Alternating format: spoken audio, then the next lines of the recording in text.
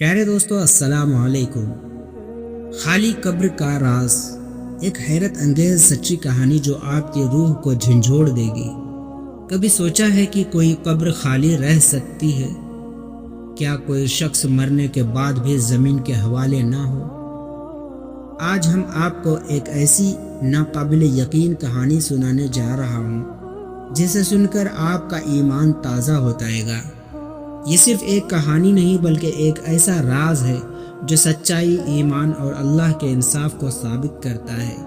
کیا آپ تیار ہیں ایک ایسے سفر کے لیے جو آپ کو جھنجھوڑ کر رکھ دے گا؟ تو ویڈیو کو آخر تک ضرور دیکھیے، کیونکہ آخر میں ایسا انکشاف ہونے والا ہے جو آپ کی سوچ کو بدل کر رکھ دے گا۔ یہ کہانی ہے ایک نیک شخص کی جس پر جھوٹا الزام لگا، مگر پھر قدرت نے ایسا کرشمہ دکھایا کہ دنیا دنگ رہ گئی، اور جب اس کی قبر کھودی گئی تو سب کے پیروں تلے زمین نکل گئی۔ آخر ایسا کیا ہوا؟ کیوں یہ قبر خالی رہ گئی؟ آئیے جانتے ہیں اس حیرت انگیز واقعے کی مکمل تفسیر۔ ویڈیو کو لائک کریں، اپنے دوستوں کے ساتھ شیئر کریں اور ہمارے چینل کو سبسکرائب کریں تاکہ ایسے ایمان افروز کہانیاں آپ تک پہنچتی رہے۔ پیارے دوستو، مدینہ کے ایک پرانے بازار میں جہاں سونے چاندی کی سوداگر اپنی چمکتی ہوئی دکانیں سجاتے، وہاں ایک مشہور تاجر عبد الرحمن کا کاروبار خوب پھل پھول رہا تھا۔ لوگ اسے ایماندار سمجھتے مگر حقیقت اس کی برعکس تھی۔ عبد الرحمن مال میں ملاوٹ کرتا، جھوٹ بول کر قیمتیں بڑھاتا اور کمزور گاہکوں کو دھوکہ دینے میں ذرا بھی نہ ہچکچاتا۔ ایک دن بازار میں ایک فقیر داخل ہوا جس کے آنکھوں میں ایک عجیب سی روشنی تھی۔ وہ عبد الرحمن کے دکان کے سامنے رکا اور کہا، اے تاجر، تو دنیا کا سوداگر ہے یا آخرت کا؟ عبد الرحمن ہنسا اور بولا، جو کچھ ہے یہی دنیا میں ہے، آخرت کا کاروبار کون دیکھتا ہے؟ پہلے دوستو، فقیر مسکرایا اور بولا، میں تجھے ایک تجارت کی خبر دیتا ہوں جس میں خسارہ نہیں، مگر شرط یہ ہے کہ تو سچ بولے گا، ناپ تول پورا کرے گا اور کسی کا حق نہیں دبائے گا۔ اگر مان لے تو تیرا نام دونوں جہانوں میں روشن ہوگا، اگر انکار کرے تو ایک دن ایسا آئے گا کہ تو بازار میں ہوگا مگر خریدنے والا کوئی نہ ہوگا۔ عبد الرحمن نے قہقہا لگایا اور فقیر کو مذاق میں اڑا دیا۔ کچھ سال گزرے، عبد الرحمن کا کاروبار مزید بڑھا مگر اس کا دل سخت ہوتا گیا۔ ایک دن جب وہ اپنی دولت گن رہا تھا، اچانک ایک خبر آئی کہ شہر میں ایک قحط پڑنے والی ہے۔ لوگ بھاگ بھاگ کر غلہ اور ضرورت کی اشیاء خریدنے لگے۔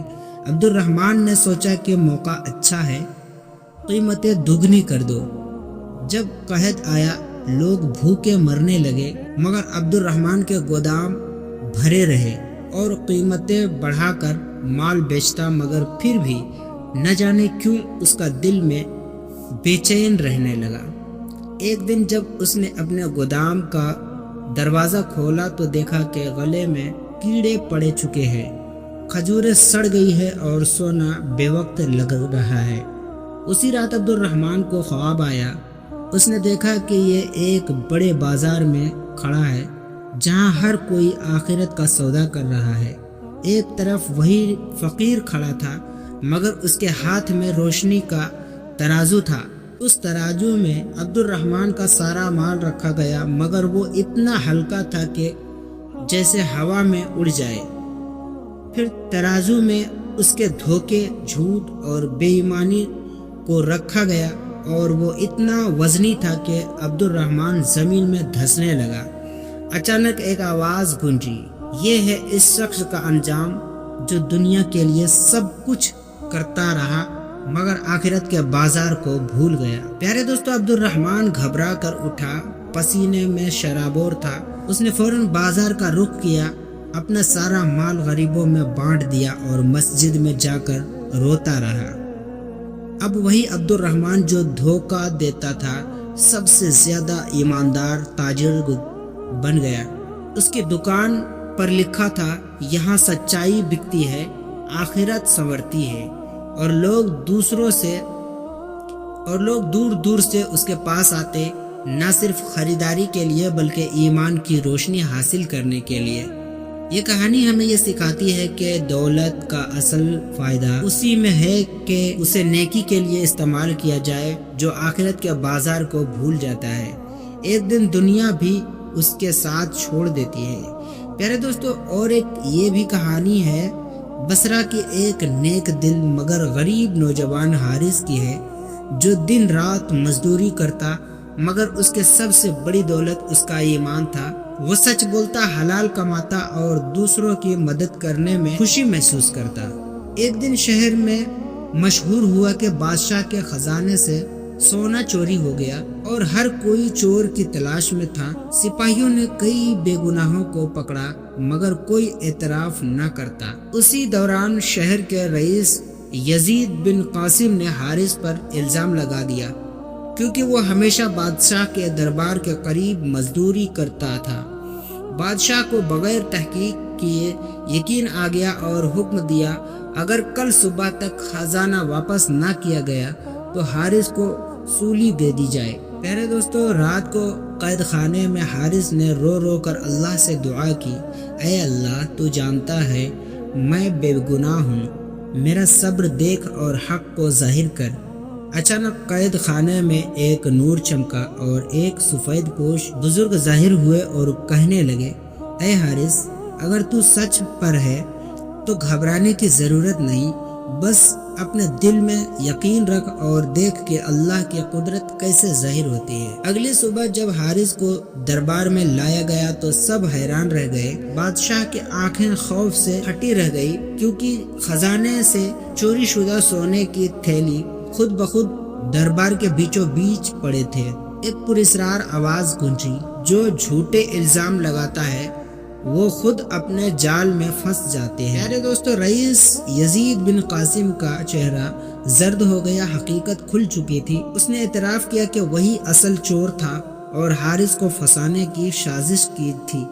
بادشاہ نے فوراً حکم دیا کہ یزید کو قید کر دیا جائے اور حارث کو عزت کے ساتھ رہا کر دیا جائے۔ یہ سب دیکھ کر بادشاہ کو حیرانی ہوئی کہ اللہ نے حارث کی سچائی کو اتنے عظیم طریقے سے ظاہر کیا۔ اس سے اتنا متاثر ہوا کہ اسے شہر کا قاضی بنا دیا۔ کچھ سال بعد جب حارث کا انتقال ہوا تو لوگ اس کے قبر کھودنے گئے، مگر حیرت کی انتہا نہ رہی۔ قبر بالکل خالی تھی، اس میں کوئی لاش نہ تھی۔ اسی رات بادشاہ نے خواب میں حارث کو روشن لباس میں دیکھا، جو اپنے نہر کے کنارے کھڑا مسکرا رہا تھا۔ بادشاہ نے پوچھا، اے حارث، تیری قبر کیوں خالی ہے؟